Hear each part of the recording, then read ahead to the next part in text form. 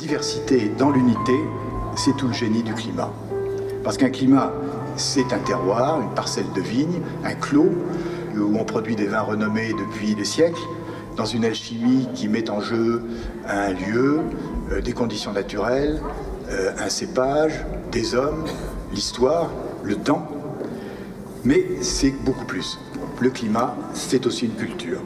Et c'est cette culture, dans sa diversité et son unité, dans sa beauté, que nous voulons inscrire au patrimoine mondial de l'humanité. Nous partageons un héritage, il appartient de le transmettre. Et là, c'est un véritable appel que je fais à tous les Bourguignons. Il faut s'engager en adhérant au comité de soutien. Le climat, c'est un morceau de vigne de la Bourgogne qui est une œuvre d'art. Ce lieu magique est intangible, on ne peut pas y toucher, on ne peut pas le modifier. Et c'est lui qui sont l'ensemble des climats, qui sont plus de 1300, qui ont établi la classification des vins de Bourgogne. C'est une marqueterie, c'est un puzzle.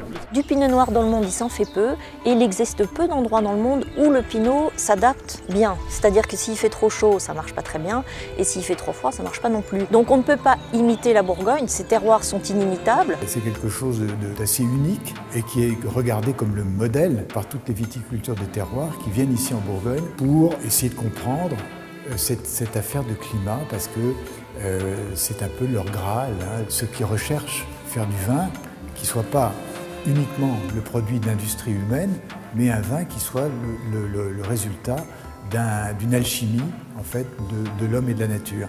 Enfin, la manière dont je vois nos terroirs, c'est que j'ai l'impression qu'on hérite d'une bibliothèque exceptionnelle et unique. Tout à fait. En fait, nos plus de 1400 terroirs, c'est comme 1400 livres dont on hérite ou qui nous sont confiés, et pour une période qui va être plus ou moins longue. Et on hérite de quelque chose d'unique, on va essayer de le pérenniser d'une manière encore plus belle. Et ce qui nous unit, c'est qu'on va tous travailler avec ces mêmes livres. Tout à fait. Sans les changer, mais avec nos propres sensibilités. Moi, je trouve que c'est ça qui unit tous les viticulteurs de Bourgogne. C'est qu'on a vraiment une bibliothèque à ciel ouvert,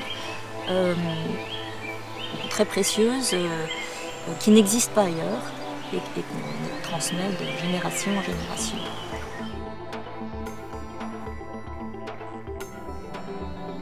Nous avons constaté que cette valeur universelle exceptionnelle se trouvait assez précisément et lisiblement exprimée autour de la notion de climat de Bourgogne. Donc nous avons voté à l'unanimité l'accord du comité des biens pour le présenter, ce projet, aux deux ministres qui vont maintenant proposer à l'UNESCO.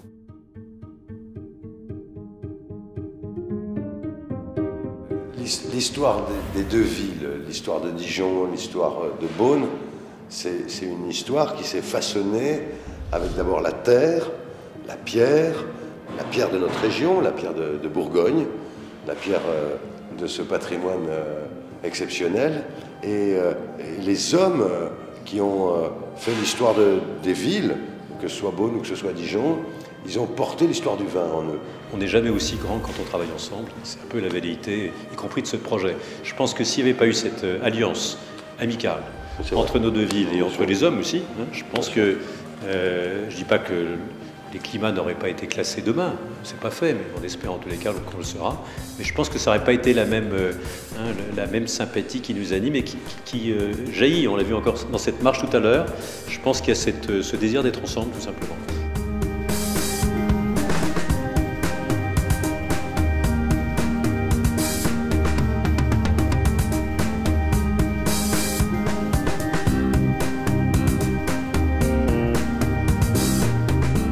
Il faut absolument qu'il y ait une adhésion populaire et cette marche démontre, je crois avec éclat, que le public bourguignon soutient cette candidature. Pendant cette marche, nous étions accompagnés, invisibles, virtuels, mais formidablement présents, de ces dizaines de générations de vignerons qui ont travaillé dans les vignes de Bourgogne et qui ont perpétué la hiérarchie des crus, la qualité des vins, en se conformant à l'héritage séculaire de la géographie des climats.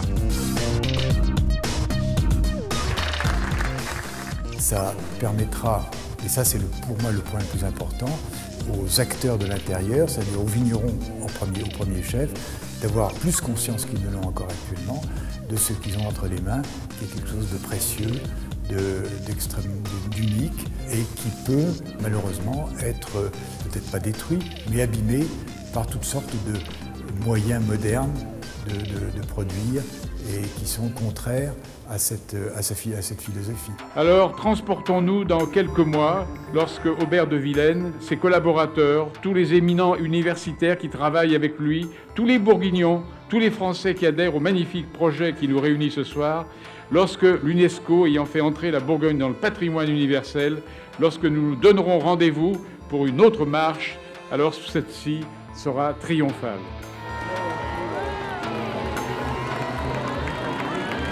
Chacune de ces lanternes porte le nom d'un climat.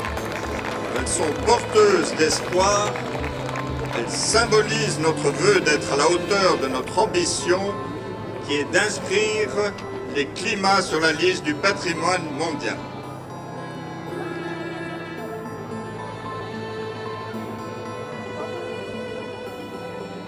Que ce soit sur notre tête ou sous nos pieds, ce soir, les climats ont du beau.